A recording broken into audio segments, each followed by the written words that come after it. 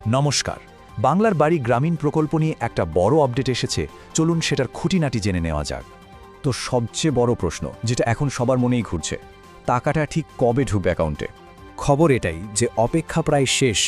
একেবারে নিশ্চিত খবর, বিভিন্ন সূত্র থেকে যা জানা যাচ্ছে 2026-এর জানুয়ারির শেষ সপ্তাহেই প্রথম কিস্তির টাকা চলে আসবে।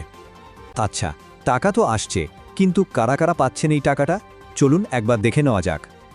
দেখুন, প্রথমত তো সেই 16 লক্ষ মানুষ আছেনই যাদের নাম পার্মানেন্ট ওয়েটিং লিস্ট বা PWL এ আগে থেকেই ছিল।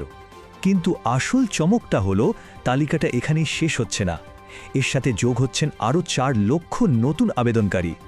হ্যাঁ, ঠিকই শুনছেন, এই নতুন 4 লক্ষ মানুষ সরাসরি মুখ্যমন্ত্রী হেল্পলাইনে আবেদন করেছিলেন। মানে সব মিলিয়ে উপভোক্তার সংখ্যাটা এখন গিয়ে দাঁড়াচ্ছে বিশাল, প্রায় 20 লক্ষ। তো এই যে 20 লক্ষ মানুষ টাকা পাবেন, ঠিক কত টাকা করে পাবেন আর কিভাবে পাবেন, চলুন সেই হিসাবটা একটু দেখে নিই। ব্যাপারটা খুব সহজ। বাড়ি তৈরির জন্য রাজ্য সরকার মোট দিচ্ছে 1,20,000 টাকা, আর এটা দেওয়া হবে দুটো সমান কিস্তিতে। মানে প্রথমবারে 60,000 আর তার ঠিক 6 মাস পর আবার বাকি 60,000। আর একটা ইন্টারেস্টিং ব্যাপার হলো, নবান্ন থেকে যা খবর, রাজ্যের 21টা জেলার এই 20 লক্ষ উপভোক্তার অ্যাকাউন্টে টাকাটা ঢুকবে একসাথে, জাস্ট একটা ক্লিকে। মানে স্বয়ং মুখ্যমন্ত্রী এই টাকাটা পাঠাবেন। এখন একটা প্রশ্ন আসতেই পারে, টাকাটা আসতে এত দেরি হলো কেন? কারণ অনেকেই তো ভেবেছিলেন আরও আগেই টাকাটা পেয়ে যাবেন। দেখুন, প্রথমে ঠিক ছিল ডিসেম্বর 2023-এর মধ্যেই টাকাটা দেওয়া হবে, কিন্তু মাঝখানে চলে আসে স্পেশাল ইন্টেন্সিভ রিভিশনের কাজ, মানে ভোটার তালিকার সংশোধনের মতো একটা বিশাল আর জরুরি কাজ। তো আধিকারিকরা সেই কাজে ব্যস্ত থাকায় পুরো প্রক্রিয়াটা একটু পিছিয়ে দিতে হয়, যাতে কোনো ভুল না হয়। বেশ দেরি তো হলো, কিন্তু এখন ঠিক কোন পর্যায়ে আছে কাজটা? ফাইনাল স্টেপগুলো কি কি? যারা ওয়েটিং লিস্টে ছিলেন তাদের কাজ কিন্তু অনেকটাই এগিয়ে গেছে। যেমন ধরুন, ব্যাঙ্ক অ্যাকাউন্ট ভেরিফিকেশন, আধার বেসড EKYC বা সই করা সেলফ ডিক্লারেশন, এই সব জরুরি কাজগুলো কিন্তু ইতিমধ্যেই কমপ্লিট।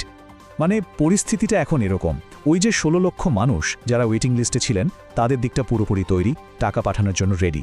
আর যে নতুন 4 লক্ষ আবেদনকারী আছেন তাদের ভেরিফিকেশনের কাজটা এখন খুব জোর কদমে চলছে। ফোন করে বা অফিসাররা নিজেরা গিয়ে সব খতিয়ে দেখছেন।